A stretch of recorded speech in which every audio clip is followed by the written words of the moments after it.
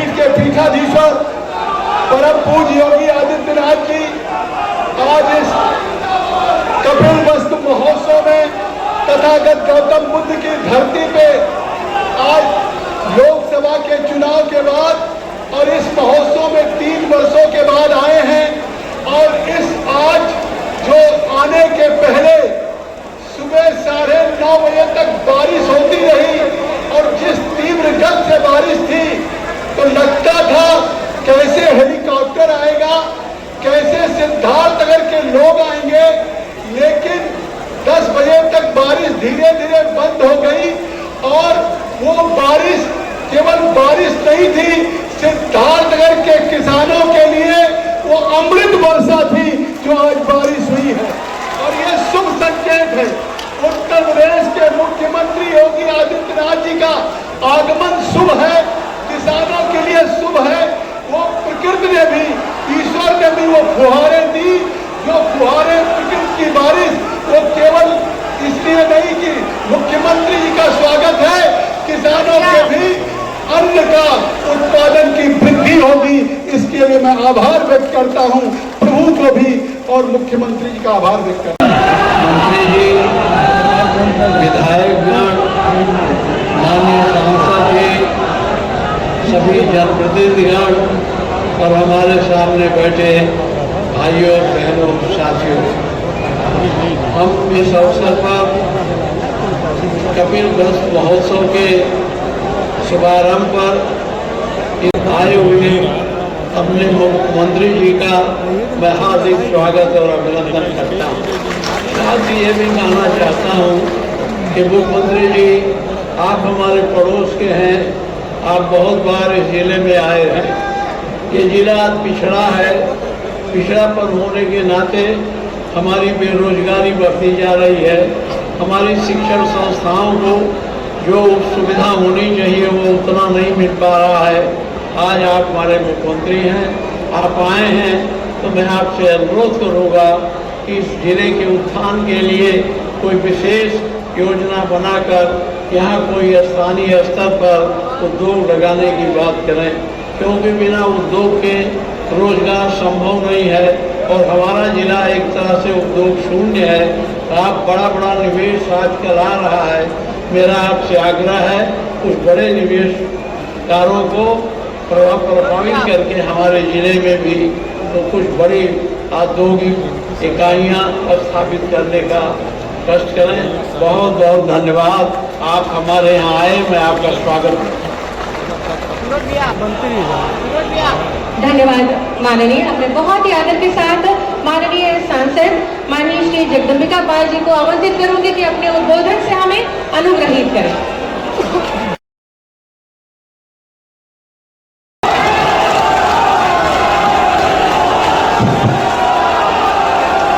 भारत माता की, भारत माता की, भारत माता की, वंदे वंदे वंदे।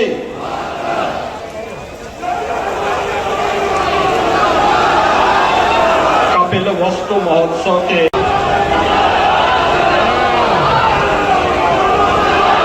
मंच पर उपस्थित में मंत्रिमंडल के मेरे सहयोगी और इटवा से माननीय विधायक, वयोवृद्ध राजनेता माननीय श्री माता प्रसाद पांडे जी, लोकप्रिय सांसद श्री जगदम्बिका पाल जी, जिला पंचायत के अध्यक्ष श्रीमती शीतल सिंह जी, माननीय विधायकगण श्री श्याम धनी राही जी,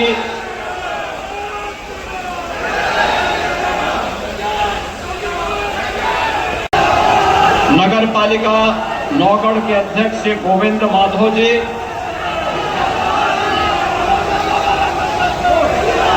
संजय सिंह जी, जिला पंचायत की पूर्व अध्यक्ष श्रीमती साधना चौधरी जी, आज के इस समारोह में उपस्थित भारतीय जनता पार्टी के जिला के अध्यक्ष श्री कन्हैया पासवान जी,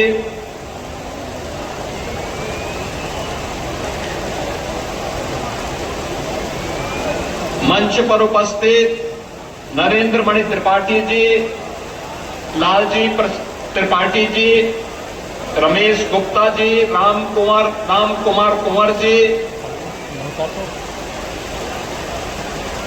सभी हमारे वरिष्ठ पदाधिकारी और नेतागण, महाराष्ट्र के माननीय उप मुख्यमंत्री श्री अजीत पवार जी का एक प्लेन क्रैश होने की दुर्घटना में दुखद निधन का समाचार प्राप्त हुआ है। मैं इस अवसर पर स्वर्गीय अजीत पवार जी और उनके परिवार के प्रति अपनी संवेदना व्यक्त करते हुए उनकी स्मृतियों को नमन करता हूं। स्वर्गीय अजीत पवार और उनके साथ दिवंगत हुए सभी पुण्य आत्माओं के प्रति अपनी विनम्र श्रद्धांजलि भी अर्पित करता हूं। बहनों और भाइयों, महोत्सव में एक विराटता को लेकर के चल रहा है।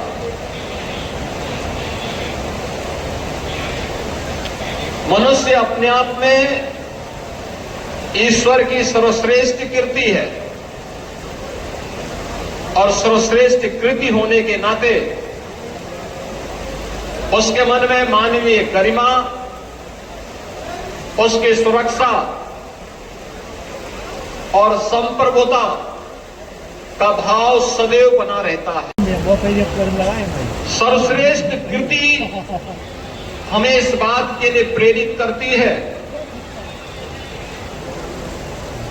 कि हम अच्छा करें, अच्छा सोचें, एक सकारात्मक दिशा में पहल करें, परिणाम अवश्य अच्छा आएगा। याद करिए, आज से 2500 वर्ष पहले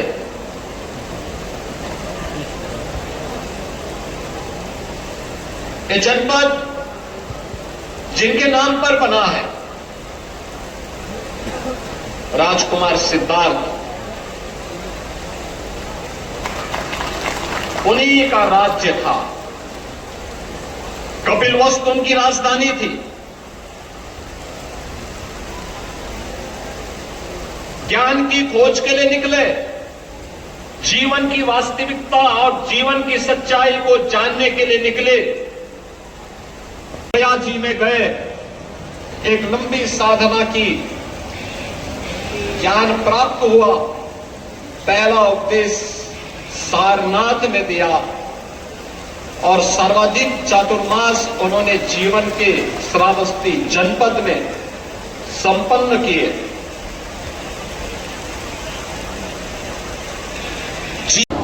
धम्मं शरणं गच्छामि और संगम शरणं गच्छामि, यानी धर्म की शरण में जाता हूं। धर्म की शरण में जाने के लिए बुद्धं शरणं गच्छामि, बुद्धि और विवेक चाहिए।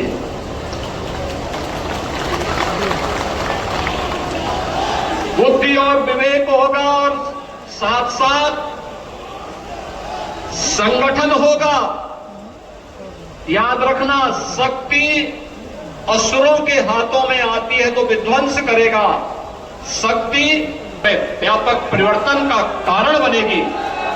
और यही तो कारण डबलिंगटन सरकार भी आज आपके जीवन में करने का प्रयास कर रही है। किसी सरकार के द्वारा किए जाने वाले कार्य के प्रति यह हमारी कृपा नहीं है, ये हमारा दायित्व है, हमारा कर्तव्य है कि जनता जनार्दन ने जो शक्ति दी है उस शक्ति का उपयोग जनता जनार्दन के हित में बिना भेदभाव के करके दिखाएं और उसी कार्यक्रम के लिए इससे अच्छा अवसर क्या हो सकता है कि सिद्धार्थ नगर महोत्सव के कार्यक्रम के शुभारंभ के अवसर पर पूरा सिद्धार्थ नगर जनपद के जनप्रतिनिधिगण यहां पर आए हैं। 1051 करोड़ रुपए से अधिक की परियोजनाओं की सौगात जनपद सिद्धार्थ नगर को मिल रही है। और बहनों और भाइयों, ये परियोजनाएं तो कहीं जा रही होंगी, कहीं हो सकता नहीं जा रही होंगी, लेकिन याद करिए, ऐसी बारिश किसान चाहता है उस प्रकार की बरसात भी इंद्रदेव के द्वारा की जा रही है। एक प्रकार से यह अन्नदाता किसान के लिए अपनी धरती माता से सोना उगालने के लिए एक व्यवस्थित तरीके से ईश्वरीय कृपा है। और इसीलिए आज हम सब आपके बीच आए हैं। बहनों और भाइयों, ये परियोजनाएं मंच पर बैठे हुए इन माननीय जनप्रतिनिधियों के प्रस्तावों पर, उनके प्रयासों से आज आपके जनपद में लागू हो रही है। हम तो उसमें निमित्त मात्र होते हैं। हमारे पास प्रस्ताव आता है, उसके औचित्य के बारे में अगर हमें सही ढंग से बता दिया जाता है, हम पैसा दे देते हैं और बिना भेदभाव के पैसा देते हैं, बिना किसी भेदभाव के। क्योंकि 25 करोड़ की आबादी को एक परिवार मान करके हमने विकास की जिस अभियान को आगे बढ़ाया है, उस अभियान के क्रम में आज हम सब सिद्धार्थनगर जनपद में भी यहां पर उपस्थित हुए हैं। नेता प्रतिपक्ष माननीय श्री माता प्रसाद पांडे जी को उन्होंने साहस किया और कपिल महोत्सव, सिद्धार्थ नगर महोत्सव के इस आयोजन में स्वयं भागीदार बने हैं और अपनी विधायक डोमरियागंज की माननीय विधायक को भी इस कार्यक्रम में सहभागी बनाने के लिए वे आए। क्योंकि कोई एक मंच तो हो, ये जीवन हताशा और निराशा के लिए नहीं है। मनुष्य जीवन मिला है उत्साह और उमंग के लिए, एक दूसरे के साथ मिलकर के सकारात्मक ऊर्जा के साथ विकास के अभियान को आगे बढ़ाने के लिए। हर जगह काट छांट नहीं होनी चाहिए। कुछ अच्छा सोच के साथ हम प्रयास प्रारंभ कर सकें और उसी प्रयास का परिणाम है। कोई सोचता था आज से 8 साल 10 साल पहले कि सिद्धार्थ नगर में भी मेडिकल कॉलेज होगा। आज यहां पे माधव बाबू के नाम पर श्री माधव प्रसाद त्रिपाठी मेडिकल कॉलेज का निर्माण आपके जनपद में हुआ है। बहनों और भाइयों, कोई सोचता था कि सिद्धार्थ नगर जनपद में मेडिकल कॉलेज का निर्माण हो पाएगा? और मेडिकल कॉलेज, मुझे अच्छा लगा कि यहां का मेडिकल कॉलेज शानदार तरीके से चल रहा है, शानदार तरीके से नहीं चल रहा है। और यहां पे नर्सिंग कॉलेज भी प्रारंभ हो गया है। आज हमने महिला छात्रावास का भी शिलान्यास किया है और 1000 सीटर के एक ऑडिटोरियम के निर्माण के कार्यक्रम को भी आगे बढ़ाया है, जो CSR से आपको यहां प्राप्त हुआ है। विकास यही है। विकास सिद्धार्थ नगर जनपद आकांक्षी जनपद क्यों था? क्योंकि इंफ्रास्ट्रक्चर उस प्रकार का नहीं था, विकास नहीं था, प्लान था, बीमारी थी। बीमार मानसिकता के लोगों ने जनपद सिद्धार्थ नगर को, पूर्वी उत्तर प्रदेश को बीमार बना दिया था, मच्छर और माफिया के आगोश में ला दिया था। परिणाम क्या था? इंसेफ्लाइटिस से गरीब मरता था, दलित बच्चे दम तोड़ते थे, अल्पसंख्यक समुदाय के बच्चे, अति पिछड़ी जाति के बच्चे दम तोड़ते थे। हमारे लिए वह दलित नहीं था, हमारे लिए वह अति पिछड़ा नहीं था, हमारे लिए अल्पसंख्यक नहीं था, हमारे लिए तो वह उत्तर प्रदेश की अमानत थी। उत्तर प्रदेश का वह बच्चा उत्तर प्रदेश के विकास में योगदान दे, इसके लिए सरकार ने संकल्प लिया 2017 में आदरणीय प्रधानमंत्री जी की प्रेरणा से कि एक भी बच्चा इंसेफ्लाइटिस की चपेट में नहीं आने पाएगा और हम उसको बचाएंगे। और प्राण से सरकार लगी, डबल इंजन की सरकार लगी, इंसेफ्लाइटिस को दूर भगाने में बहुत देर नहीं लगी। दशकों की बीमारी कुछ ही वर्षों में समाप्त कर दी गई। अब उत्तर प्रदेश का बच्चा इंसेफ्लाइटिस से दम नहीं तोड़ता है। बहनों और भाइयों, आज कोई दम नहीं तोड़ता है। हमारे लिए वो वोट बैंक नहीं है, हमारे लिए वह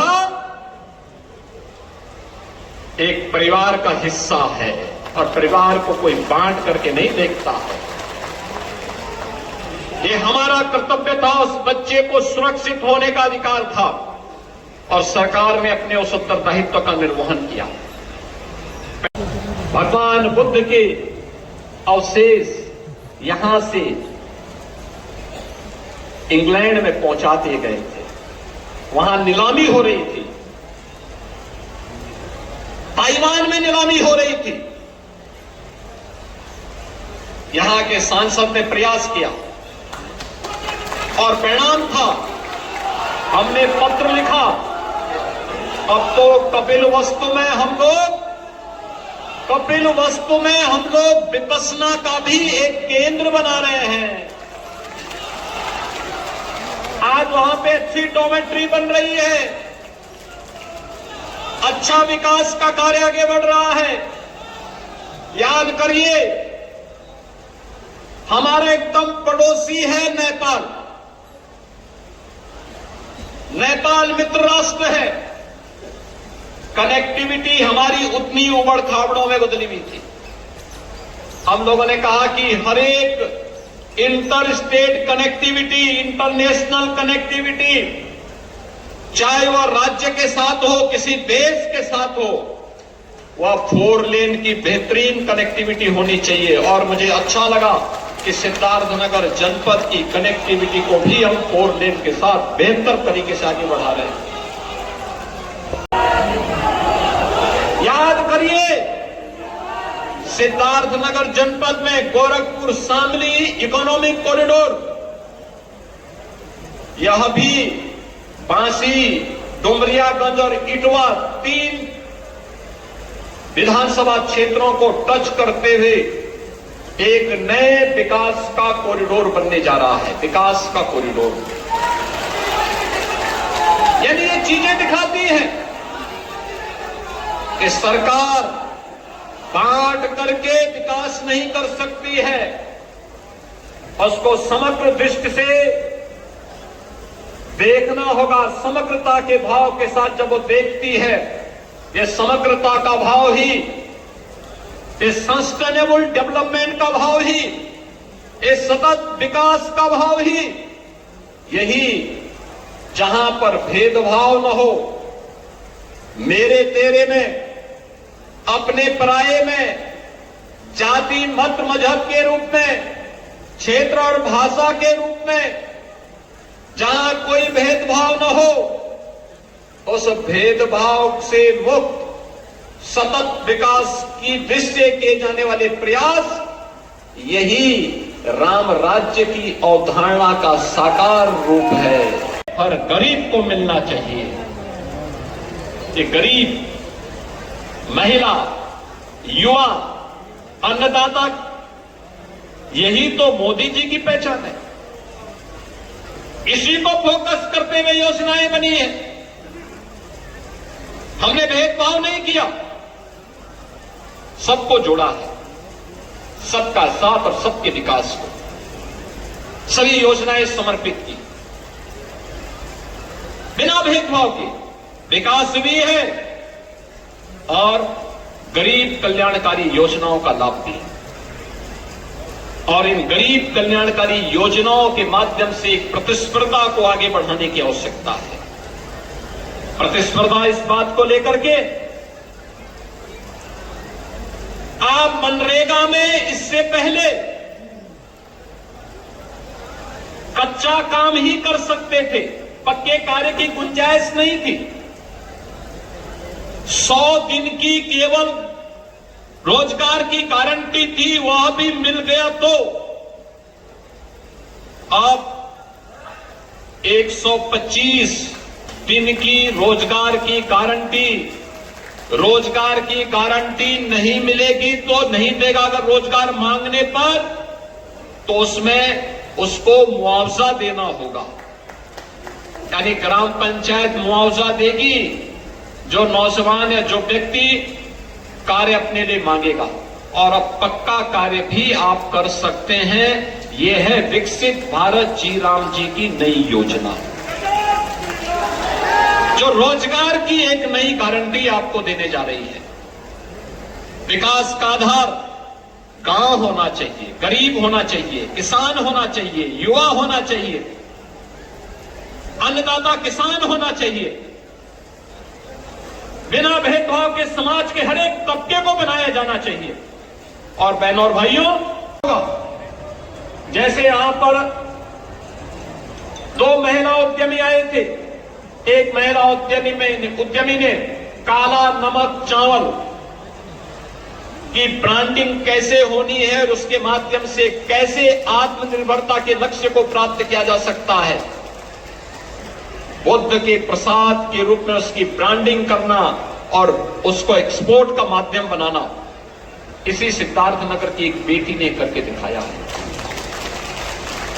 और इसी सिद्धार्थनगर की एक महिला स्वयंसेवी संस्था ने, आपने देखा होगा मंच पर आकर के कितने आत्मविश्वास से कह रही थी कि पहले मुख्यमंत्री मत्स्य संपदा योजना में,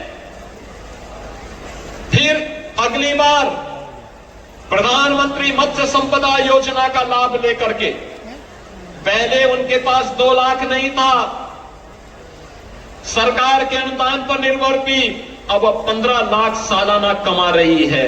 ये है प्रगति, ये है प्रगति। यानी महिला उद्यमिता का एक आदर्श उदाहरण, और सिद्धार्थनगर ने इसमें बड़ी प्रगति की है।